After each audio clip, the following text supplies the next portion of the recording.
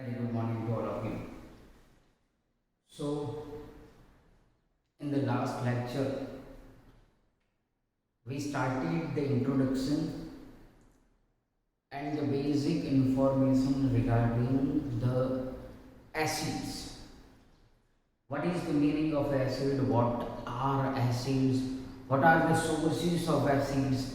And in the routine life, we are having, we are inhaling in our body all the fruits, vegetables which are full of acids and which are rich in the acids. Apple, milk, guava, grapes, in all the things, in the food items, this all the things we studied in the previous lecture. Today we are going to start the most important question of this chapter. Number 1. Today we will learn preparation of an acid. How to prepare an acids in the laboratory. If we want to prepare HCl, if we want to prepare H2SO4, if we want to prepare any of the acid in the laboratory, which are basic acids. And also we learned last time there are two types of acids. Number 1, organic acids are there, and number 2, mineral acids are there. Mostly in the routine life we are using organic acids more as compared to mineral acids, because mineral acids are some specific acids and they are mostly used for the reactions, not in the routine life. But we know, and in this chapter when we learn the pH concept, at that time we also studied that HCl, that is a mineral acid, and that HCl is present in our stomach, and we inhale more acidic compound, then we feel that गड़बड़ हो गई. तो उसका मतलब क्या हुआ कि we feel acidity because the concentration, the amount of that acid in our stomach will be increases as high amount. Then we are taking tablets and neutralize that reaction by adding a basic tablet. तो उसका मतलब ही वही है. But the mineral acids are very less used in our routine life. Directly हमें contact के अंदर आ नहीं सकते because they are also dangerous and for skin they are very much dangerous. वहाँ पे आप लोगों को स्किन के प्रॉब्लम्स भी हो सकते हैं. अगर हाईली कॉन्सेंट्रेटेड है, हाईली प्योर वो आप लोगों के पास एसिड है, तो उसके ऊपर आप लोगों को स्किन प्रॉब्लम्स हो सकते हैं, या तो फिर हमारी जो स्किन होती है वो ऐसे बाहर निकल आएगी, मतलब जो लेयर होता है फर्स्ट लेयर, फिर जैसे ही वहाँ पे एसिड गिरेगा तो वो फिर वहाँ पे क्या हो जाएगा, वाइट रैशेस हो जाएंगे. अब फिर बहुत टाइम के बाद वहाँ पे नई स्किन आएगी. इसलिए they are harmful to our body. Organic acids are not much harmful like H2SO4. तो इसीलिए हमें क्या करना है, हमें preparation chemistry point of view किसकी करनी है, मिनरल एसिड के ऊपर. ऑर्गेनिक एसिड का इस चैप्टर के अंदर कोई काम नहीं, बहुत ही कम, या तो फिर हम लोग चैप्टर नंबर 4 के अंदर स्टडी करेंगे. इसलिए आज हम लोग सबसे पहले स्टार्ट करेंगे preparation of the acid, and फिर मैं आप लोगों को छोटा सा एक बेसिक इंट्रोडक्शन दूंगा chemical properties of the acid के ऊपर. So first heading note down preparation of acids, preparation of the acids. First method for the laboratory, that is known metal. ये मैं आप लोगों को एक टेक्निक से सिखा रहा हूँ। Non metal plus H2 gas करोगे तो आप लोगों को क्या मिलता है, एसिड मिलता है, और इसको बोलते हैं हम लोग direct combination reaction. Direct combination reaction इसको हम बोलेंगे। Yes it is okay, it is proper direct combination reaction. तो नॉन मेटल का मतलब क्या हुआ? तो नॉन मेटल का मतलब कार्बन, नाइट्रोजन, ऑक्सीजन। अगर आप लोगों ने पीरियोडिक टेबल को स्टडी किया हुआ है तो एक छोटा सा मेरा एक सेंटेंस याद रख लो कि when we move from left to right in the periodic table from first group to 18th group, when we move from left to right in the periodic table, non-metallic character increases. तो जैसे ही आप लोग carbon, nitrogen, oxygen, fluorine ये sequence में जाओगे तो non metallic character increase होता है।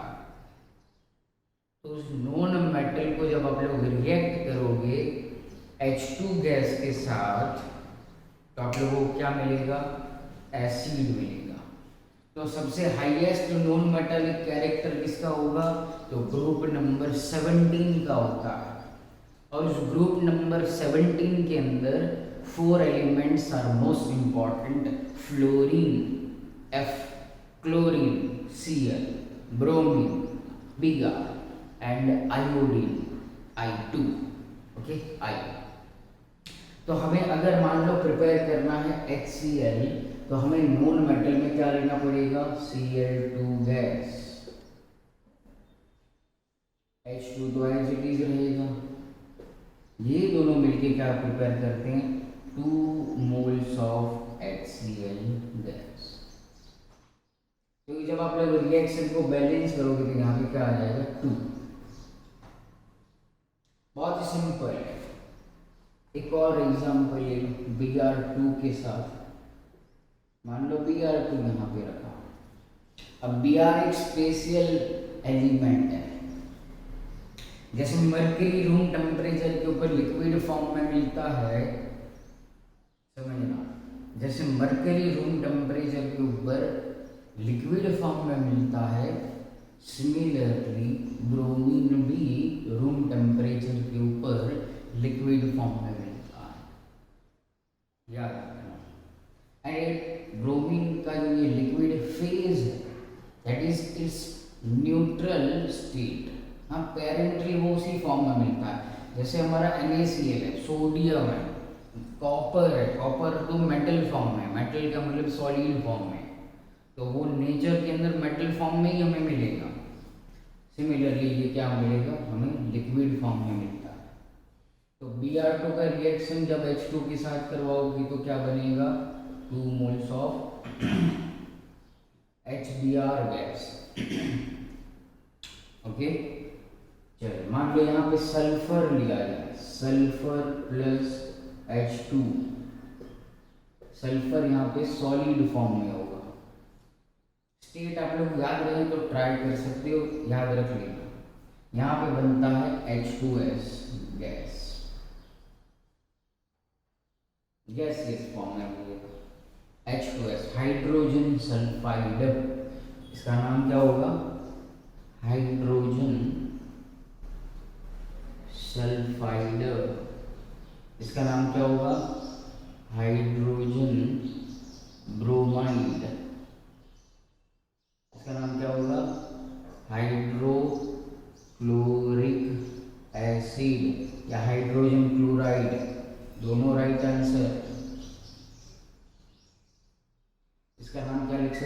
हाइड्रोब्रोमिक एसिड भी लिख सकते हो, ओके, उसमें कोई भी प्रॉब्लम नहीं है। ओके, तो this is our first method, note down this points. Okay,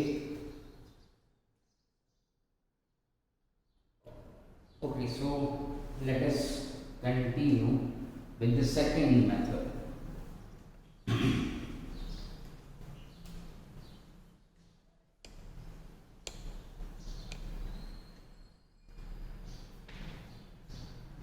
Now what is the second method? Non metal oxide plus H2O gives acid. General reaction याद रखो, नॉन मेटल का ऑक्साइड, मतलब फर्स्ट स्टेप के अंदर क्या करना है, नॉन मेटल लो, उसका ऑक्सीजन के साथ रिएक्शन करवाओ, उसके ऊपर आप लोग कंपाउंड प्रिपेयर करो, उस कंपाउंड को वाटर के साथ रिएक्शन करवाओगे तो क्या बनेगा, क्या बनेगा, एसिड। सपोज हमारे पास हमें दे दिया non metal, first step carbon किस फॉर्म में होगा, सॉलिड फॉर्म में, ऑक्सीजन के साथ रिएक्शन करवाया गैसियस फॉर्म में, क्या देगा, CO2 गैस, CO2। ये हमने क्या प्रिपेयर किया, non metal oxide, non metal क्या लिया हमने, कार्बन,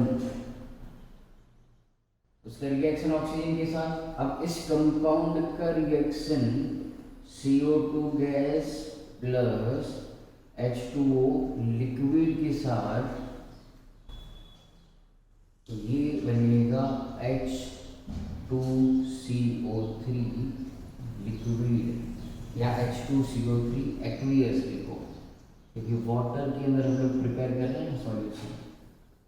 वाटर के अंदर जब भी कोई सॉल्यूशन प्रिपेयर होता है तो उसे एक्वियस बोला जाता है, एक्वियस, H2CO3। और एक मजे की बात बताऊं, इस H2CO3 को तो आपने, मैंने, बहुत सारे लोगों ने रोज यूज करते हैं, हम लोग इसको रोज हमारी बॉडी के अंदर इनहेल होता। सोडा पीने गए हो, फेंटा थम्सअप पिया हुआ है, या वो विजय वाले के पास वो फुसफुस वाला सोडा पिया हुआ है, तो हम बात कर रहे थे कि वो फुसफुस वाला सोडा आप लोगों ने पिया होगा, तो उसी के अंदर भी वही होता है, कौन, H2CO3। पहले बॉटल के अंदर लेते हैं पानी, फिर उसके अंदर डालते हैं फुसफुस, CO2 गैस पास करते हैं, और फिर हमें जो सॉल्यूशन मिलता है वो किसका होता है, H2CO3 का। ओके, तो ये पॉइंट याद रखना है। सेकंड एग्जांपल, अगर मान लो यहाँ पे सल्फर लिया जाए, sulphur solid plus O2 gas, तो यहाँ पे बनता है SO3 गैस। अब इस रिएक्शन को बैलेंस करना पड़ेगा, तो 2 3 2, 2 सल्फर 3 2 जा 6 ऑक्सीजन, 2 3 जा 6 ऑक्सीजन। एंड फिर इसको SO3 गैस को जब आप लोग रिएक्शन करवाओगे H2O गैस के साथ, सॉरी H2O लिक्विड के साथ, तो यहाँ पे हमें प्रिपेयर होगा H2SO4 एक्वियस। क्या नाम होता है इसका, सल्फ्यूरिक एसिड। इसका नाम क्या होगा, कार्बोनिक एसिड, कार्बोनिक एसिड बोलते हैं इसे। ओके, मान लो ये हमारा हो गया इसका सेकंड। थर्ड एग्जांपल, अगर S प्लस O2 इसको हम लोग कंबाइन करेंगे, तो SO2 को अगर प्रिपेयर किया जाए, SO2 एक्वियस को, सॉरी H2O गैस होगा यहाँ पे, SO2 गैस। ओके, तो रिएक्शन इज टोटली बैलेंस्ड। और इस SO2 गैस को हम जब रिएक्शन करवाएंगे H2O के साथ तो क्या देगा, H2SO3। H2SO3 का नाम क्या होगा, सल्फ्यूरस एसिड। क्या नाम होगा, सल्फ्यूरस एसिड। ओके, तो ये 3 एग्जाम्पल आप लोग मेंशन करो इसके अंदर, फिर हम लोग आगे। सेकेंड मेथड हमारा ये हुआ कंप्लीट।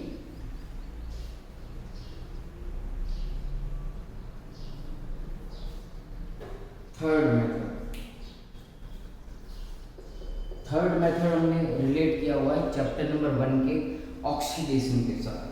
तो ऑक्सीडेशन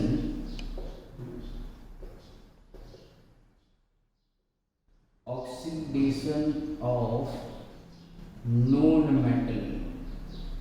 नॉन मेटल का ऑक्सीडेशन करो। अब नॉन मेटल का ऑक्सीडेशन करना है तो हमें क्या चाहिए, ऑक्सीडाइजिंग एजेंट चाहिए। क्या चाहिए हमें, ऑक्सीडाइजिंग एजेंट हमें यहाँ पे चाहिए। और एज एन ऑक्सीडाइजिंग एजेंट हम यूज करेंगे HNO3 को। It is very good oxidising agent.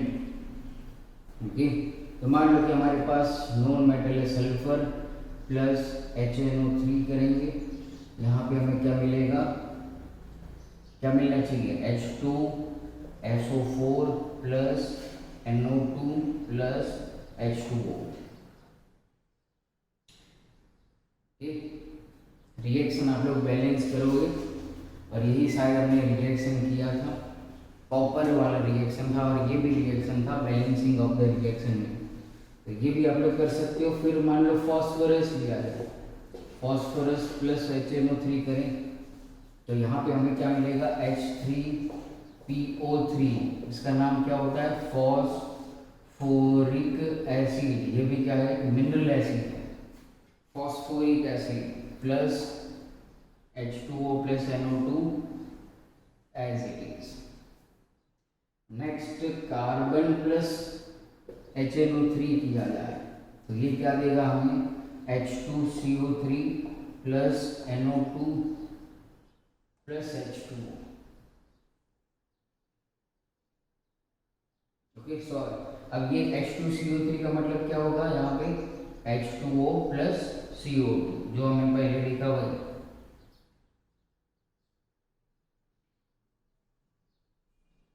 तो यहाँ पे 2 बार लिखने की H2O जरूरत नहीं है, डायरेक्टली यहाँ पे मेंशन करो। तो टोटल हमें प्रोडक्ट 3 मिलेंगे, H2O, CO2 एंड NO2। तो this is our third method.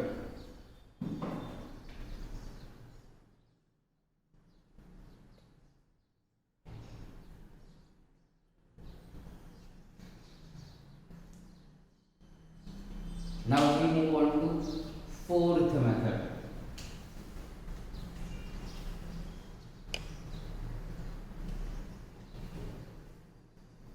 What is fourth method?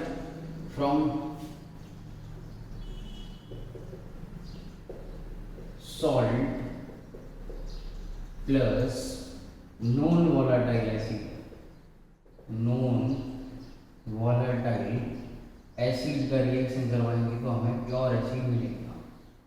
Non volatile, तो वोलेटाइल का मतलब क्या हुआ, इवापोरेट हो गया, to evaporate, that is meaning of non volatile. Volatile का मतलब इवापोरेट, नॉन वोलेटाइल का मतलब क्या हो जाएगा, डू नॉट इवापोरेट। तो ऐसा एक एसिड यहाँ पे यूज करो जो नॉन वोलेटाइल हो, और वैसा है H2SO4। HCl and HNO3 are volatile in nature, तो इसको हम लोग प्रिपेयर करेंगे। तो इसका मतलब क्या हुआ कि नॉन वोलेटाइल एसिड को यूज करके वोलेटाइल एसिड हमें प्रिपेयर करना है। ओके, और सॉल्ट आप लोग लिख सकते हो नंबर 1 NaCl, और NaCl का रिएक्शन हमने करवा दिया H2SO4 के साथ, तो क्या बनेगा HCl। ये किस टाइप का रिएक्शन होगा, डबल डिस्प्लेसमेंट टाइप का रिएक्शन होगा ये, Na2SO4। ओके, तो सबसे बेस्ट एग्जाम्पल हमारा ये है। यहाँ पे आप लोग क्या यूज कर सकते हो, मान लो यहाँ पे हमने यूज किया NaNO3 प्लस H2SO4, तो यहाँ से हमें क्या मिलेगा HNO3 प्लस Na2SO4। दो एग्जाम्पल हो गए हमारे। फोर्थ मेथड यहाँ पे हुआ कंप्लीट और प्रिपरेशन ऑफ द एसिड हुआ यहाँ पे कंप्लीट। अब एक काम करते हैं, प्रिपरेशन आप लोग सब कुछ स्टडी करो, केमिकल प्रॉपर्टी के ऊपर फिर पूरा लेक्चर कल नेक्स्ट जो होगा वो लेंगे हम। ओके, सो यहाँ तक आज हम लोग रखते हैं। Thank you very much.